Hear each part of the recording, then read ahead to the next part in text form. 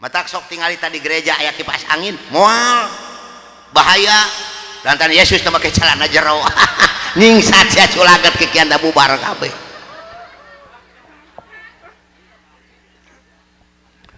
Anu kadua punten, mereka akan mengajukan Islam dengan permainan mereka ke dalam orang Islam. Ternyata betul orang Islam di mana-mana di kota di kampung geus katungkulkeun ku permainan Yahudi yang Nasrani, poho karena waktu ibadah salat, poho karena ibadah nu lainna komo keur ngamamurkeun masjid geus poho sama sekali lantaran permainan Yahudi geus asup ka orang Islam. Contoh, maaf punten naon eta tah permainan anu kartuna bulet-bulet beureum teh naon tah? Tah tukang gapleh ngajawab. Aya tukang gapleh di dieu. Seueur. Naik sia ka dieu naik. Naik. Urang gelut jeung dewek nepikeun ka modar lamun gapleh ajaran Islam. Pang goblok-goblokna jelema, pang tolol-tolol jelema lamun ngaku agama Islam anu masih kenanya kalau kartu gapleh goblok jeung tolol. Saya orang Cina Pak, maaf cik perjudian kartu ti mana mimitina datangna. Nah tu orang Islam nu makena belegug ti mimiti kiu-kiu, nyuk-nyuk, capsah, jisong, maciok, rumen, gapleh, togel, domino, huahoe, pan Cina dalangna. Nah orang Islam nu marakena belegug. Da beda tu tukang gapleh masirahna ge jiga balak genep. Tah biasana dalang gapleh mah di mana-mana ge RT tah. Mana si RT na sina naik ka dieu? Ka dieu. Dewek siap jeung paehna sok. Da kuring dalangna nu keur ngancurkeun Islam.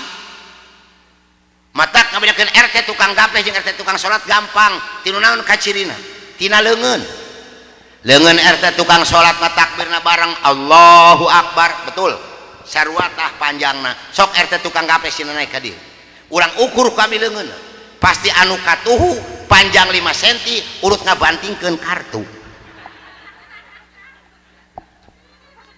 Nah pak lamun aya tukang gapleh maot tong disebut maot haram hukumna modar. Mangga kupingkeun ke bijeng ku bapak tukang gapleh lamun mehan balak genep modar sia ku aing. Eueuh tukang gapleh mehan balak genep maot eueuh. Betul. Entong disolatkeun keur antep sina salat sorangan.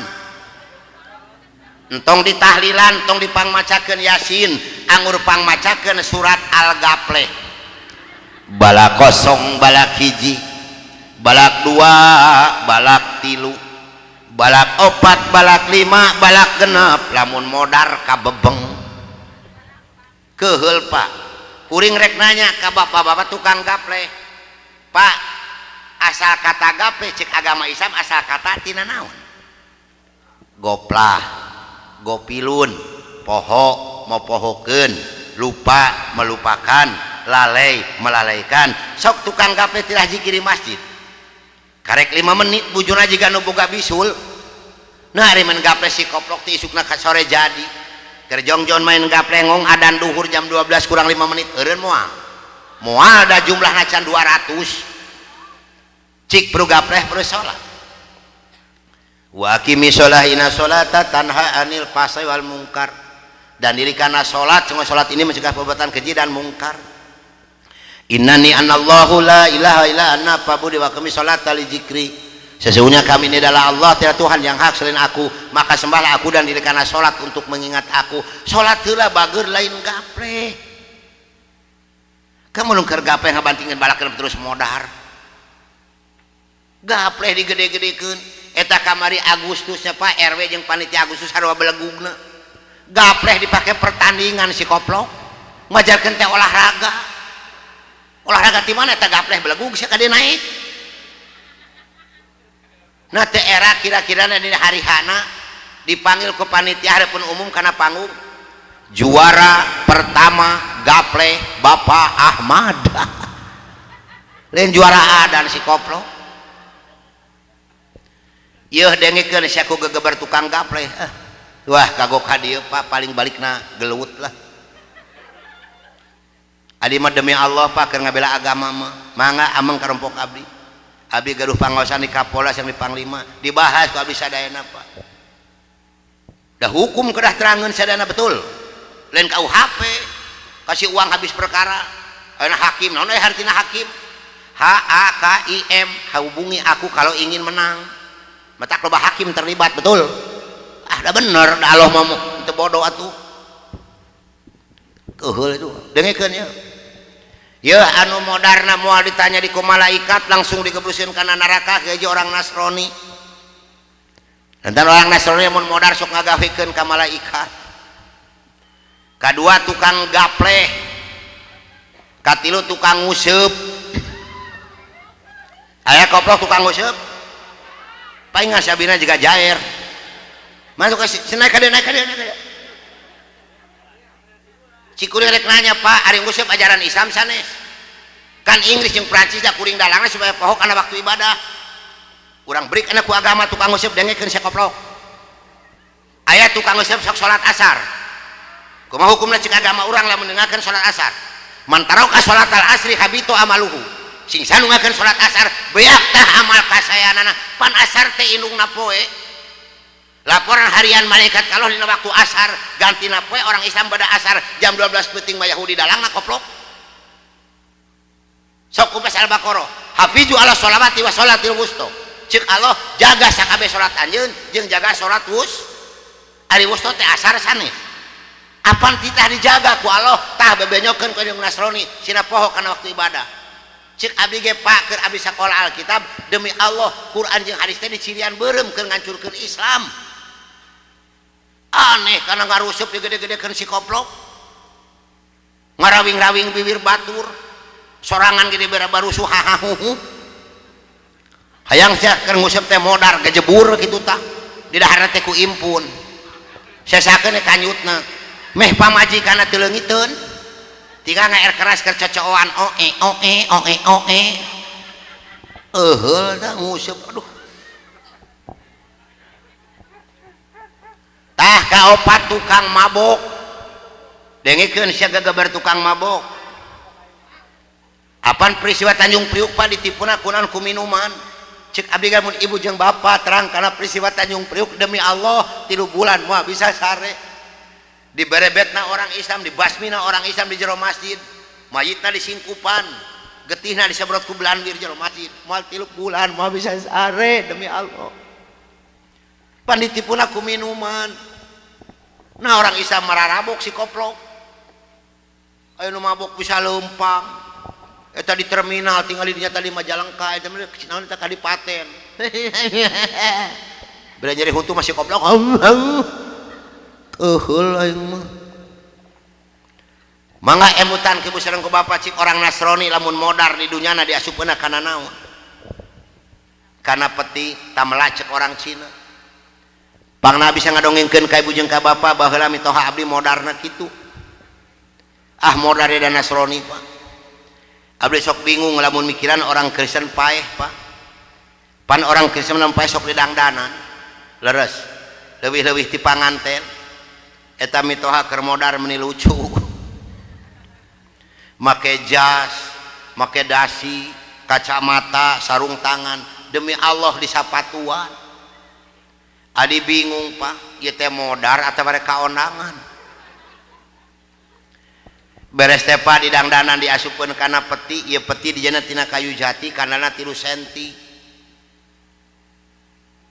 jerona dilapis make seng terus kain saten make kembang jeung kamper sup eta nu modar asup kana peti langsung ditutupan ku tutup petina moal Pak luhurna demi Allah sok tinggal tamun dinya pae dipatri make seng da sieun kabur geus dipati make seng kakarek ditutupan ku tutup petina tah keur magehan tutup peti kana peti di luhurna aya salib 5 biji eta salib teh drat baud magehanna ge make kunci ukuran 14 jiga magehan pelak ban motor rokotok geus pageuh teh si koplok lain dikubur ngadon di nyanyian uyuhan teh joget nya baheula abdi kitu Pak cek abdi kieu sidang jemaat gereja yang mulia, mari kita berdoa kepada Allah Bapa di surga. Tapi sebelum kita berdoa, mari kita membawakan dulu sebuah lagu yang merdu untuk Allah Bapa di surga. Eta Tuhan hayang dikirim lagu si koplok. Dipimpin aku abdi nyanyi cek abdi. Yesus itulah satu-satunya penolongku yang sungguh. Dia berjanji akan kembali, akan kita semua. Oh, haleluya. Puji Tuhan, upahmu besar di surga. Tadi panasaran pak ditoong pak bimitoha. Ya Allah, keur kieu we sorangan.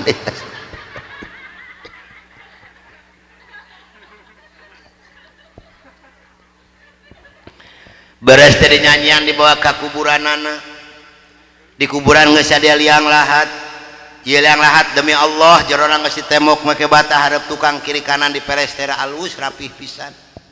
Sub eta peti asup kana liang lahat langsung di ruang ku taneuh moal. Moal Pak Bu da meunang ngalus-ngalus. Demi Allah luhurna di amparan papan, make sluk beton 12 mili, dicor make semen jeung pasir. Cik dikubur disimpen, dikubur disimpen.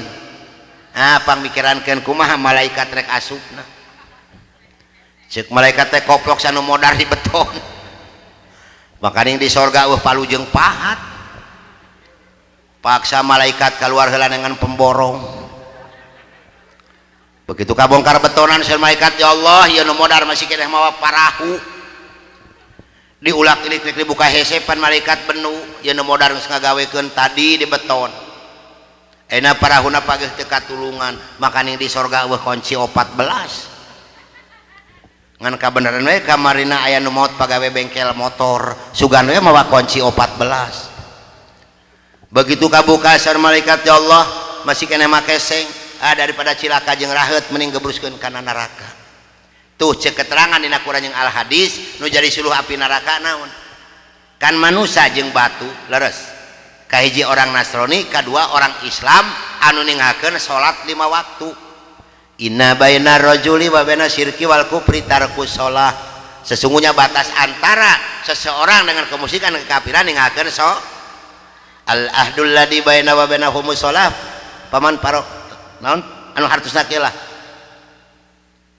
Antara perjanjian antara kami dengan mereka orang-orang kafir adalah maka barang siapa meninggalkan sholat berarti orang kadek sing waspada sanajan urang lahir tina rahim Islam pakai adan dan ikamah mampu pakai akekah tara sholat tetap kafir ngaranna. Betul, kadek sing waspada lebarnya.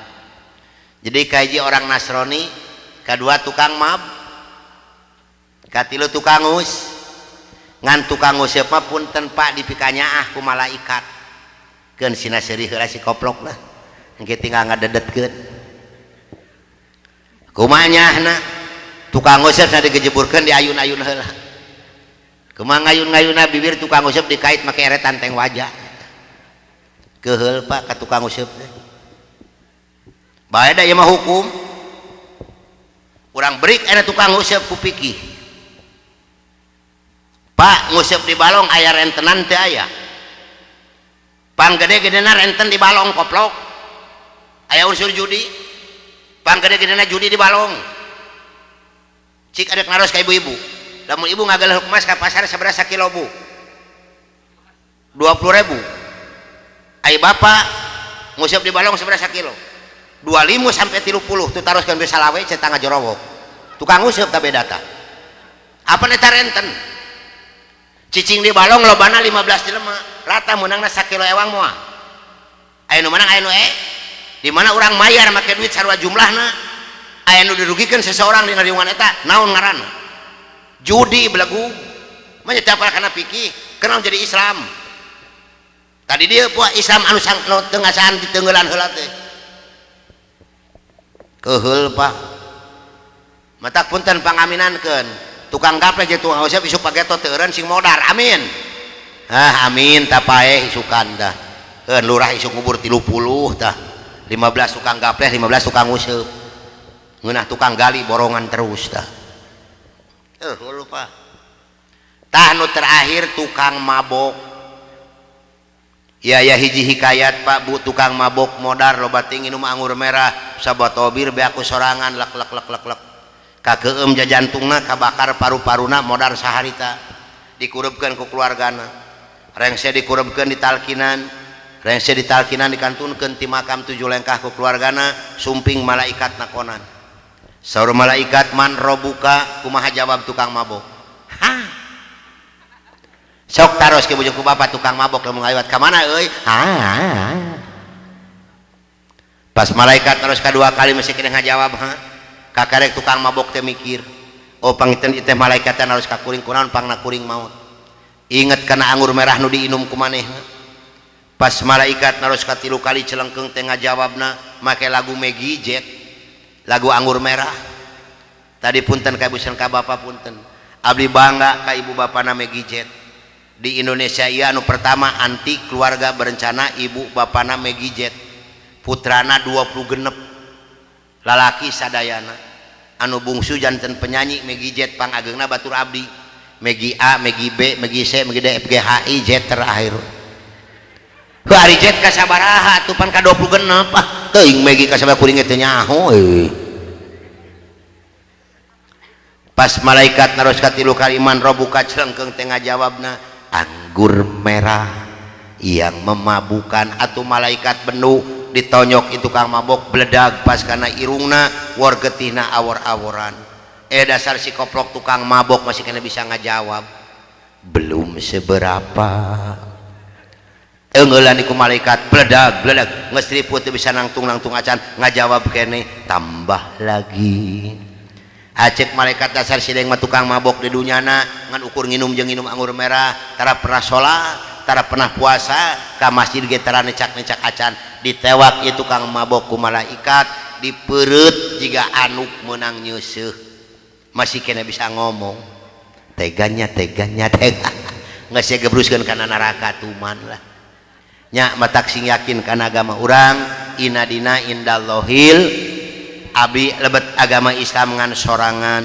anak pamajikan eueuh nu milu kabeh balik ka Belanda milu ka mantan mertua abdi tapi alhamdulillah nikmatna cicing di Islam anu dipaparikeun ku Allah ka abdi kabagjaan ku Allah paparikeun ka abdi salami 22 tahun ieu alhamdulillah kahiji punten sanes abdi bade ngaguran ka para ulama para ustad sanes mung ieu mah ngasihan naon motivasi abdi tos 22 tahun jalan ieu kahiji teh can gugur tina wudu masih keneh ngadawamkeun wudu sanes abdi hoyong miceun ditahan hoyong peusi tahan teu Pak demi Allah eta tos sunatullah mangga tos eta nyanak di wudu bising kabujeng maut alhamdulillah tos 22 tahun jalan ieu kabahagiaan ku Allah paparikeun ka abdi teh can pernah gugur ngalaksanakeun salat fardu berjamaah di dalam masjid atau mushola ti mimiti abdi bisa ngadirikeun salat can pernah abdi ngalaksanakeun salat fardu di jero imah kecuali sunnah dan alhamdulillah tos 22 tahun jalan ieu kabahagiaan ku Allah paparikeun ka abdi teh can pernah gugur ngalaksanakeun salat subuh dan isya berjamaah dalam keadaan apapun cek paribasana abdi gering riput teu bisa nangtung acan demi Allah ngabelan keluarga abdi nu ayeuna ngaluarkeun 2 bungkus rokok gudang garam maparinan ka hansip keur ngagotong abdi ngalaksanakeun salat subuh dan isya berjamaah dan alhamdulillah tos 20 tahun jalan ieu abdi teh can pernah gugur ngalaksanakeun salat tahajud kumargi tahajud kanggo abdi wajib hukumna di antara salat sunah nu aya dina Al-Qur'an angin tahajud maka sareng saur Kangjeng Rasul di mana urang teu bisa ngalaksanakeun salat tahajud sarua jeung ceulina dikihan ku setan dan alhamdulillah tos 22 tahun jalan ieu kabagian ku Allah panukeun ka abdi teh can pernah gugur ngalaksanakeun salat sunat duha sareng sholawat ka Kangjeng Rasul maka alhamdulillah dalam usia yang 66 tahun lebih ieu abdi teh can pernah dipapareun panyawat ku Allah sanes abdi hoyong pabuh teu kumargi piwajang pun guru almarhum pangersang Nuh gitu di mana-mana yang panjang umur selamat dunia akhirat malibada penyakit kalau kahiji ulah gugur tina wudu kudu ngadawamkeun wudu kadua tahajud kumaneh ulah eureun nu katilu sholawat jalankeun alhamdulillah tug dugikeun ka ayeuna ari peparinan hidayah ku Allah Subhanahu wa taala dan alhamdulillah upami ibu sareng bapak percanten kana iman abdi tos 15 tahun 22 sasi ieu punten 15 tahun 12 sasi hirang 3 dinten abdi monok mung 3 jam can pernah ngasaan sarebeurang ieu nikmatna lamun urang tos terang lebetna Quran tos terang lebetna agama Islam kanikmatan nu paberian ku Allah ka diri abdi alhamdulillah sanaos abdi tantangan seueur Pak abdi tantangan sanes ti orang Kristen tapi ti orang Islam nyalira komisi seueur nu ngangkeun agama Islam ari salat karara majelis talim karosong pasantren karosong ari sakola umum dibeberi kabeh budak teu ngaji teh salat mah tara digeunggeureukkeun tapi budak lamun teu ngapalkeun jeung teu les pan dicarekan ku indung bapana abdi gaduh putra tinu ayeuna 3 teu aya nu di SD SMP Bu alhamdulillah sadaya di pasantren nu kadua usiana nembe 18 tahun jalan tos gaduh gelar S2 ti Kairo kamari sadayana di pasantren madrasah teu aya nu di SD SMP da paeh mah mau ditanya matematik geuning dokter Anas insinyur ngalanggur nah anak abdi geus cicing di Depag betul entong hariwang Pak entong ningali sekolah umumna Pak da Yahudi anu geus asup pada sekolah umum loba beasiswa di mana eta beasiswa jalanna leres matak saur Kang Haji Sahid macam Kang Haji Alawi ti Limbangan anak anjeun di dieu sabaraha tahun 6 tahun sarabi anak ka manakeun saur Kang Sofian Jaya kelecana ka mana ka Al Azhar ka Kairo alhamdulillah ka mereka kengeng gelar S2 ieu nikmatna cicing di Islam sok urang kembali kepada agama Islam amin mata punten ka bapak sareng ka ibu dina pangaosan ieu abdi ngajak ka warga di dieu mangga ka hiji urang makmurkeun masjid salat berjamaah inama ya'muru masajidallahi man amana billahi wal yaumil. Kenapa saya mengajak untuk memurkan masjid? Dulu waktu saya di Boston, guru besar saya mengatakan begini, kita ini orang Nasoro sebetulnya sudah diambang pintu kehancuran dan kekalahan oleh orang Islam. Kalau orang Islam ini tahu persis kepada senjata yang mereka punya, karena Islam mempunyai senjata yang dahsyat. Senjata yang dahsyat orang Islam bisa mengalahkan atom, nuklir, bom dan sebagainya. Senjata apapun yang dibuat oleh tangan manusia yang ada di muka bumi ini akan kalah dengan senjatanya orang Islam. Apa senjata orang Islam yang dahsyat ini? Adalah doa. Mengaku pas Quran yang hadis. Islam teboga bedil, Islam teboga bom, Islam teboga nuklir, Islam teboga pesawat tempur, tapi Islam punya doa. Nah, doanya orang Islam yang dijabah oleh Tuhannya yang pertama, di mana orang Islam melaksanakan sholat 5 waktu berjamaah di dalam masjid, terutama sholat pada subuh dan isya berjamaah. Upami di Islam anu mayoritas beragama Islam terang karena eta dalil sholat subuh jeung isya berjamaah demi Allah di muka bumi ieu moal Yahudi jeung Nasrani amin. Kahiji berjamaah, kadua pasantren eusian jeung madrasah, katilu tina baca Quran di tiap bumi nanti maghrib duka isya, nu kaopat majelis taklim seueuran demi Allah moal Yahudi jeung Nasrani di muka bumi ieu amin. Kapungkur keur abdi sakola kitab sieuna ewati ku 4 perkara sok mamurkeun masjid amin. Ieu atos 2 jam kirang teraskeun betah keneh moal nunutan kiat salikna daek nambahan mayarna hahaha. Hayong terang riwayat abdi lebet agama Islam dibahas ke urang ngaleueut heula.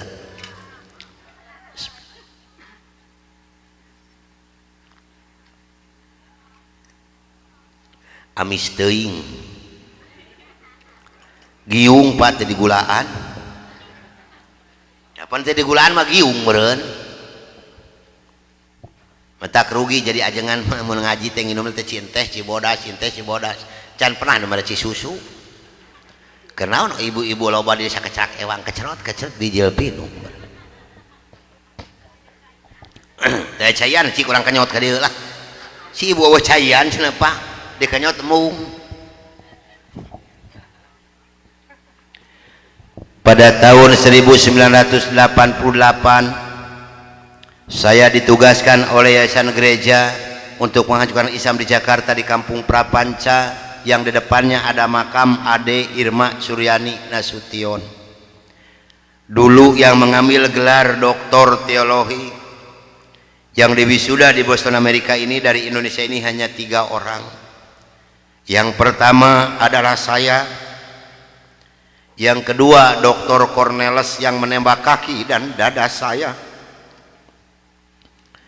yang ketiga Dr. Johan yang memukuli saya pakai besi panas dan kursi rotan sehingga tulang punggung saya 13 yang patah untuk mengenal Islam. Kebetulan di Indonesia ini saya ditunjuk sebagai ketua misionaris internasional dalam dan luar negeri. Saya memegang wilayah Jawa Barat. Yang pertama di Sukabumi di Cikembar di belakang 310. Yang kedua di Majalengka di Pasir Malati. Dulu waktu bupatinya si Jaelani. Dulu saya membuat sekolah Alkitab yang terbesar itu di Talaga, tapi ditolak ke masyarakat. Dipalingan besi-besina sehingga si Jaelani ini bupati ini dipanggil oleh besan saya si Murdani. Saya harus memberikan uang 115 juta. Diberikanlah oleh saya ke Jaelani, maka diberikan izin yaitu di Pasir Malati. Uninga Bapak Pasir Malati nu kahandap. Nah, itu rumah sakit laras Pak. Yang ke bawah itu kebanyakan datangnya dari NTT. Si Apin betul Pak.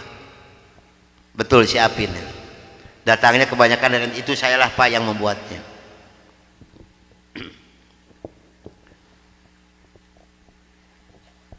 Dan saya membagi-bagikan kekayaan untuk mengiming-imingi orang Islam masuk agama Nasrani dengan uang, pakaian, beras, indomie, susu, gula pasir, dan kebutuhan hidup sehari-hari.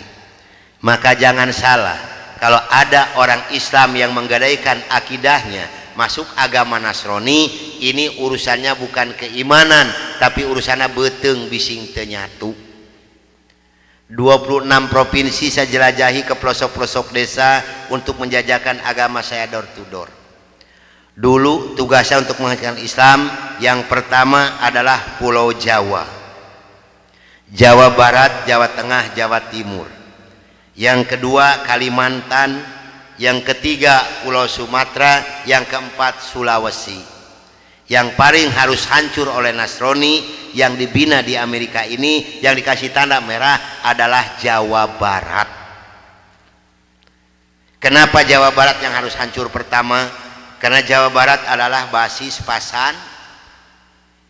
Mangga ibu sareng bapak milarian ke Jawa, ke Sumatera, ke mana ayah henteu pasantren juga di Jawa Barat.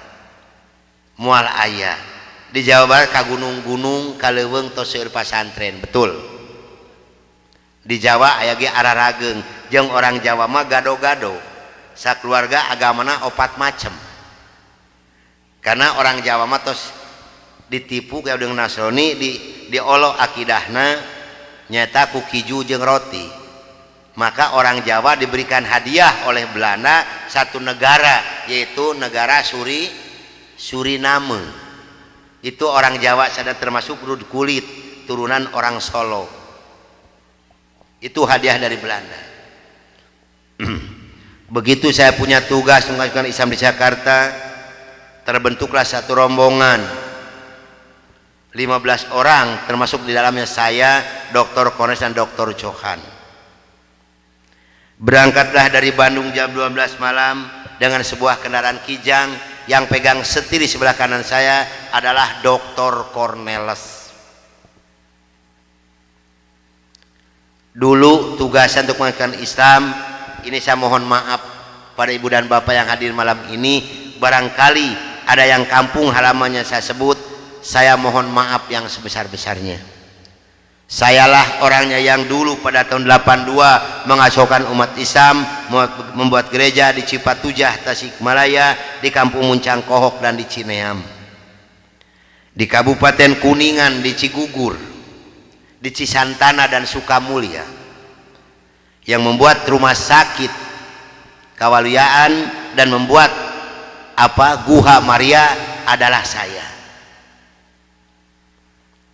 Di Kabupaten Indramayu, Kampung Eretan dan Kampung Haurgelis, di Kabupaten Ciamis, di Panawangan, di Cisuru dan di Cikupa, di Kabupaten Cianjur, di Ciranjang, Palalangon, Pasinangka, Gunung Halu, Calincing, di Kabupaten Subang, di Pamanukan, di Banten, di Malingping,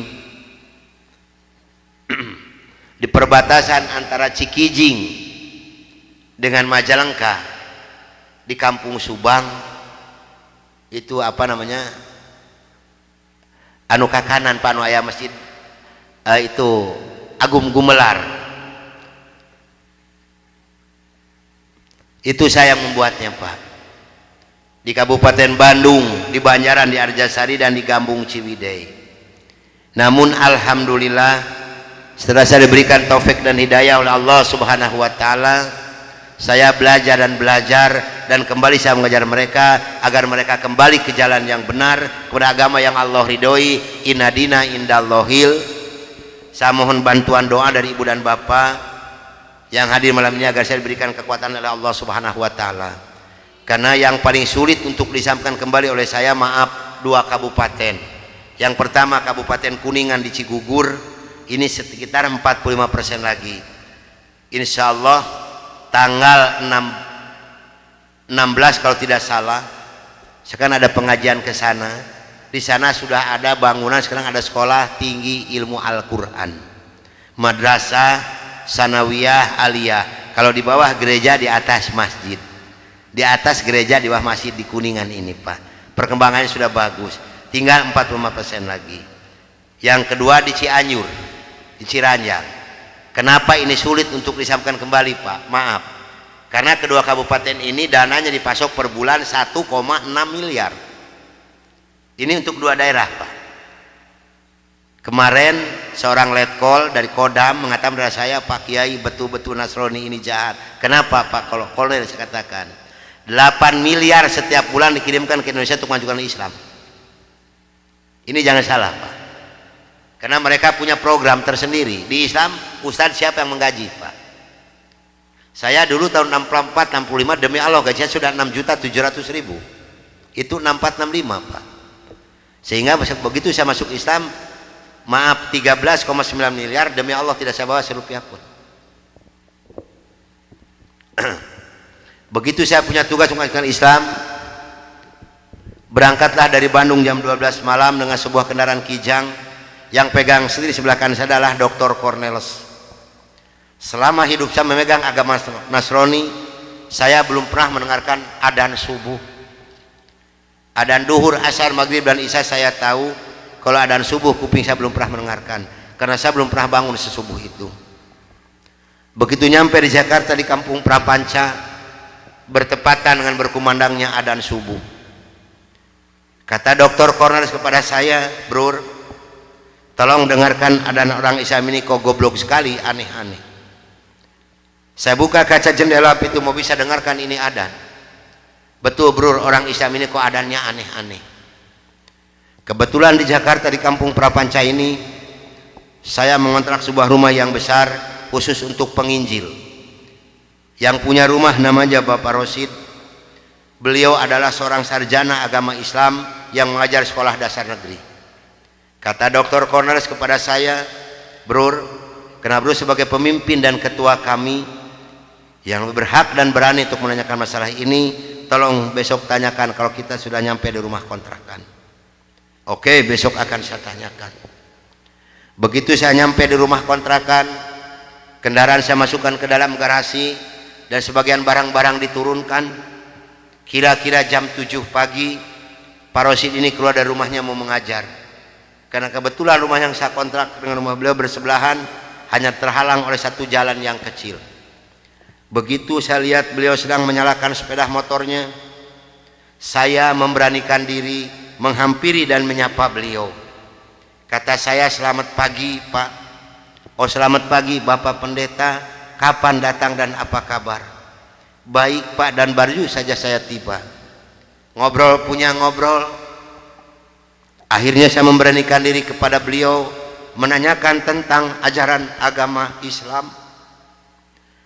"Pak, apakah boleh saya bertanya kepada Bapak tentang ajaran agama Islam?" Dengan senyuman yang manis, muka yang cerah, beliau memberikan jawaban kepada saya.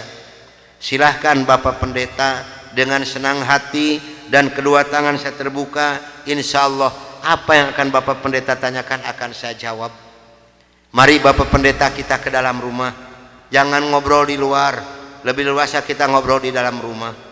Saya dibawa masuk ke dalam rumah beliau, sehingga beliau ini berani mengorbankan tugas negaranya, tidak jadi mengajar karena ngobrol dengan saya sampai jam 3 sore. Yang pertama sekali saya tanyakan kepada beliau adalah tentang azan. "Pak, kenapa orang Islam ini kok adanya aneh-aneh?" "Aneh-aneh bagaimana Bapak Pendeta?" "Tadi begitu saya masuk sini, terdengarlah suara adzan yang asing di kuping saya, ada kata-kata aso. Aso apalah saya tidak tahu, Pak."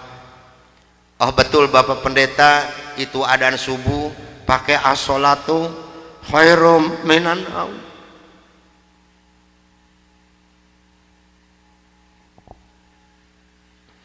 "Apa artinya, Pak?"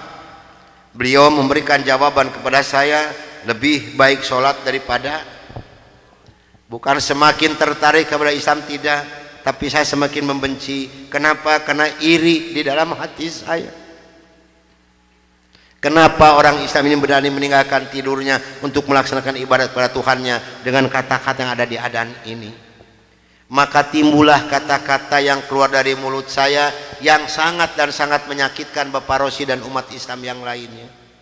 Kata saya, "Kalau begini orang Islam ini lebih goblok lagi, kapan molornya kalau sholat melulu?"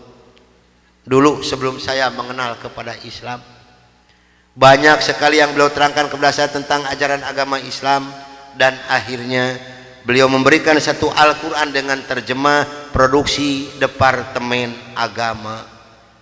Kata beliau kepada saya, "Ini untuk Bapak Pendeta kalau memerlukan, tapi kalau tidak tolong kembalikan kepada saya."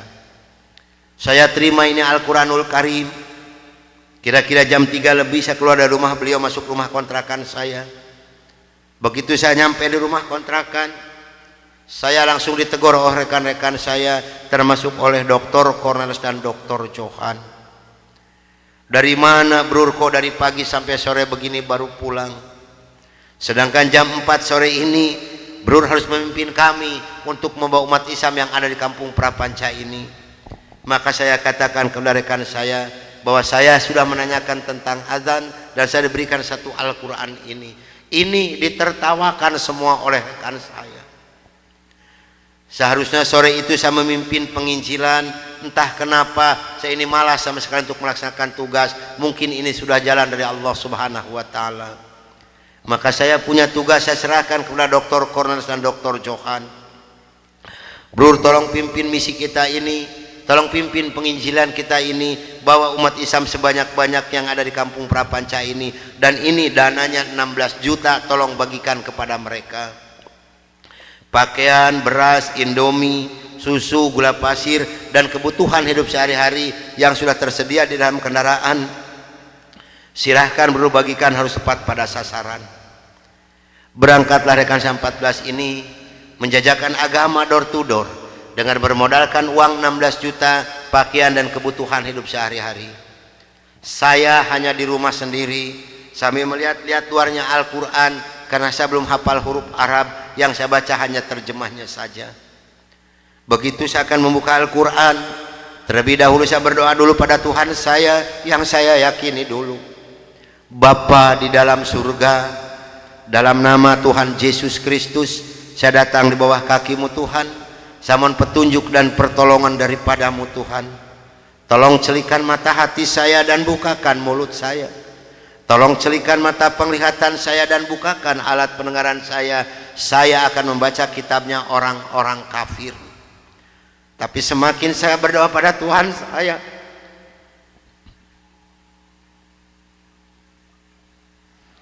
semakin terbukalah dalam Al-Quran ini. Ini suatu keanehan yang nyata di dalam kehidupan saya. Karena saya bingung membuka Al-Quran ini dari mana pertamanya. Begitu saya membuka Al-Quran langsung surat Ali Imran. Di dalam surat Ali Imran ini timbul kembali keanehan yang kedua di dalam benak saya. Kenapa dalam surat Ali Imran ini kok hanya 2 ayat yang diberi tanda merah, yang lain tidak ada? Yaitu Ali Imran 85 dan 102. Ini kalau ibu dan bapak percaya pada iman saya, selama 3 bulan kurang lebih saya tidak pernah merasakan tidur. Hanya membolak-balik membaca arti daripada 2 ayat ini saja. Disitulah taufik dan hidayah masuk pada diri saya. Bergemetarlah seluruh tubuh saya ini, bergejolaklah di dalam dada saya ini. Bahkan dalam hati kecil saya mengatakan, hanya Islamlah yang benar, hanya Islam yang dapat menyelamatkan umat manusia. Maka saya harus berani mengatakan kepada rekan saya, apapun yang akan terjadi, saya siap untuk menerima risikonya. Atas bimbingan dan pelajaran dari Bapak Rosid, atas petunjuk dan petuah dari Bapak Rosid, saya memberanikan diri menghampiri rekan saya 14 yang sedang mengadakan kebaktian doa. Saya katakan kepada rekan saya bahwa mulai hari ini, jam ini, menit ini, saya akan mengundurkan diri dari penginjilan. Saya akan menyerahkan sebagai ketua misionaris pada Anda semua, karena saya hari ini akan mencari agama yang baru, itu agama Islam. Karena hanya Islam yang benar, hanya Islam yang dapat menyelamatkan umat manusia. Agama yang kita pegang sama-sama tidak bisa menyelamatkan kita semua. Namun apa daya yang saya terima dari mereka, maaf, saya bukan mau dikasihan oleh ibu dan bapak, tidak. Yang mengasihani saya adalah Allah Subhanahu wa Ta'ala. Saya bukan seorang tentara, saya bukan seorang polisi, tapi merasakan panasnya peluru di kaki kiri saya dan di dada sebelah kanan saya ini.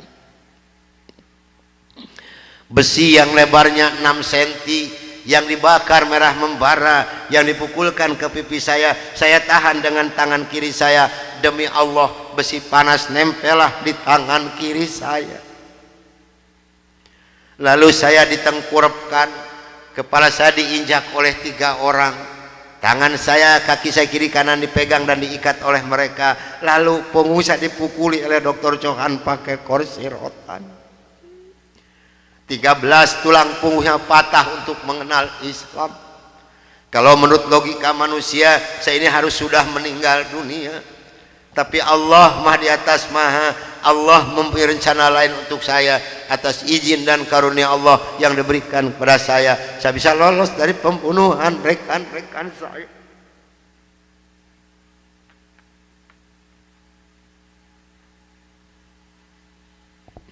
Sambil merasakan panasnya di kaki kiri saya dan di dada sebelah kanan saya, pedihnya di tangan saya, ngilunya di punggung saya loncat keluar dari rumah sambil berteriak mengucapkan La ilaha illallah Muhammadur Rasulullah. Padahal ini asing di mulut saya. Belum pernah ada seorang pun yang mengajarkan kalimat thayyibah di dalam mulut saya ini. Belum pernah sekalipun saya belajar kalimat thayyibah di dalam mulut saya ini. Ini maunah yang pertama Allah berikan melalui mulut saya. Dan alhamdulillah saya mendapatkan pertolongan dari seorang cim-cim yang beragama Buddha. Saya dibawa masuk ke dalam rumah beliau. Lalu baju saya digunting karena jadi satu dengan kulit. Lalu yang bekas luka besi panas dari dikocrotin pakai kecap oleh beliau. Kaki saya ditahan pakai kayu bekas pegangan sapu, diikat pakai benang rapia. Punggung saya diikat pakai samping. Lantas saya dibawa beliau ke rumah sakit Fatmawati. Selama 3 bulan 27 hari saya berbaring di dalam rumah sakit, merasakan hancurnya tubuh saya ini, pengen mengenal Islam. Dan alhamdulillah setelah Allah memberikan kesembuhan kepada saya, beliau pula lah yang membiayai saya, sehingga saya kembali memohon pertolongan kepada Cim ini. Cim, tolong saya, bawa saya kemana saya harus pergi, karena saya pengen memeluk agama Islam. Dan alhamdulillah saya dibawa oleh beliau ke Cipete, ke Bapak Kiai Haji Dr. Idam Khalid, saksi yang masih hidup. Yang membina kesama yang pertama adalah Bapak Hamjahas. Maka kata beliau kepada saya, kalau Anda pengen masuk Islam yang kapah dan istiqomah, Anda jangan dulu mengenal Al-Quran, Anda jangan dulu mengenal sholat, tapi Anda harus dulu mengenal isi daripada dua kalimat syahadat yang barusan Anda ucapkan. Alhamdulillah selama 3 bulan kurang lebih saya dibina oleh beliau untuk mengartikan isi daripada dua kalimat syahadat. Barulah saya marifatullah. Disinilah nikmatnya iman dan nikmatnya ibadah yang saya rasakan sampai detik ini. Lalu saya suruh pulang dulu oleh beliau, karena saya masih mempunyai keluarga, itu anak dan istri. Ternyata keluarga saya telah mendapatkan laporan dari Kansa 14 dan dari Dewan Gereja Indonesia bahwa saya telah murtad masuk agama Islam. Begitu saya nyampe di rumah saya lihat dengan mata kepala saya sendiri, pakaian saya, ijazah saya, semua dibakar oleh putri-putri saya dan istri saya di hadapan mata saya. Dan alhamdulillah saya diselamatkan dari maut yang kedua oleh Allah Subhanahu wa ta'ala. Begitu putri-putri saya menyiramkan minyak kelapa panas ke muka saya masih diselamatkan oleh Allah. Minyak kelapanya tumpah di punggung saya. Ini adalah darah daging saya sendiri yang menganiaya saya, bukan orang lain. Lalu kepala saya dilempar pakai cobek, dipukuli pakai setikasti, sampai saya diusir caci maki dengan kata-kata yang sangat keji yang keluar dari mulut darah daging saya sendiri. Nyah, engkau di hadapanku anjing, setan, babi, iblis, jangan menginjak rumah ini, haram rumah ini kau diinjak oleh setan dan iblis macam kau. Ini adalah darah daging saya sendiri, bukan orang lain. Dan alhamdulillah begitu saya meninggalkan rumah tangga saya, hanya pakai pakaian satu setel yang nempel di badan saya yang penuh dengan minyak kelapa panas. Harta kekayaan berlimpah luah demi Allah tidak saya bawa serupiah pun, karena saya pengen masuk Islam yang kapah dan istiqomah. Saya harus samina wa atona. Jangankan harta kekayaan yang berlimpah luah, putri-putri saya pun yang 3 saya putuskan. Mulai detik ini Anda bukan darah daging saya bukan bapak Anda, dan Anda bukan putri-putri saya. Titik sampai di sini. Jangan ada lagi pertalian darah antara Anda dengan saya. Kenapa saya putuskan kepada putri-putri saya yang 3? Karena saya takut besok atau lusa saya meninggal dunia, bagaimana tanggung jawab saya di hadapan Allah Subhanahu wa ta'ala. Maka alhamdulillah sudah hampir 22 tahun lebih ini saya belum pernah dipertemukan dengan batang hidungnya. Namun alhamdulillah, biarpun putri-putri saya tidak yang ikut satupun, Allah telah memberikan kebahagiaan kepada saya pada saat sekarang ini. Kebahagiaan yang Allah berikan kepada saya tidak bisa ditukar dengan suatu apapun yang ada di dunia ini. Sekalipun emas berlian sebesar gunung tidak mungkin bisa menukarkan kebahagiaan yang Allah berikan kepada saya.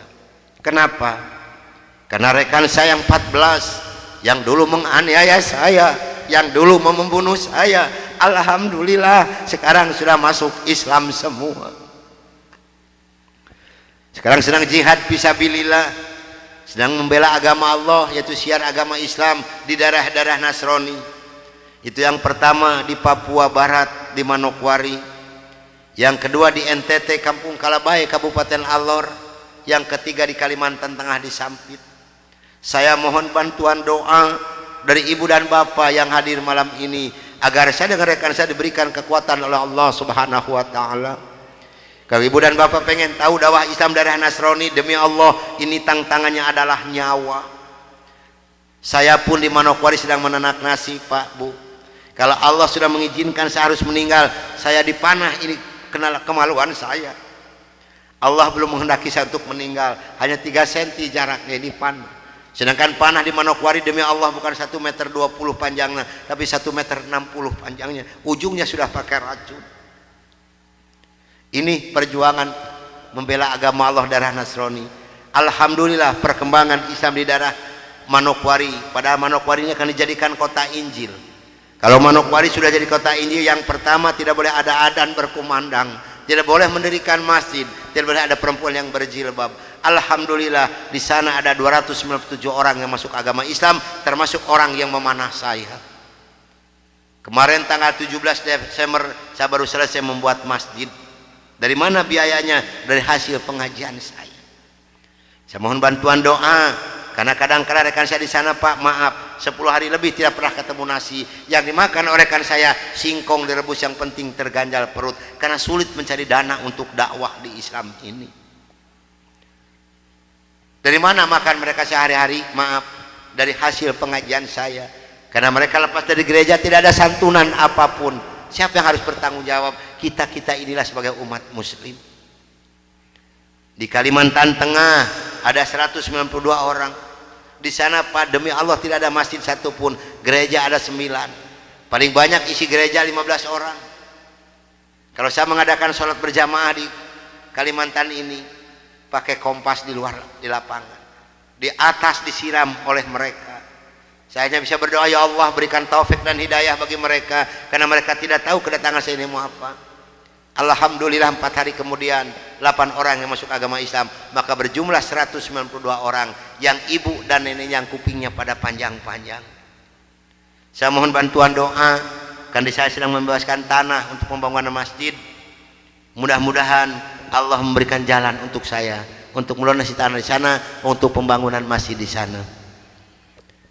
Nah hadirin ikhwatul iman rahimakumullah yang hadir malam ini, barangkali, tapi sebenarnya saya mohon maaf yang sebesar-besarnya, barangkali ibu dan bapak mau ikut berjuang membela agama Allah, menyisihkan sedikit rezeki untuk pembebasan tanah di Kalimantan ini, insya Allah hubungi saya. Tapi yang penting adalah doa, karena doa lebih dulu nyampe di hadapan Allah subhanahu wa ta'ala. Nah hadirin ikhwatul iman rahimakumullah, itulah mungkin tausiah saya yang saya bisa sampaikan malam ini. Mudah-mudahan ada manfaat guna untuk ibu dan bapak. Dan mudah-mudahan yang hadir malam ini kelak di yaumul qiyamah mendapatkan syafaatul ujma dari Kangjeng Nabi besar Muhammad Rasulullah sallallahu alaihi wasallam.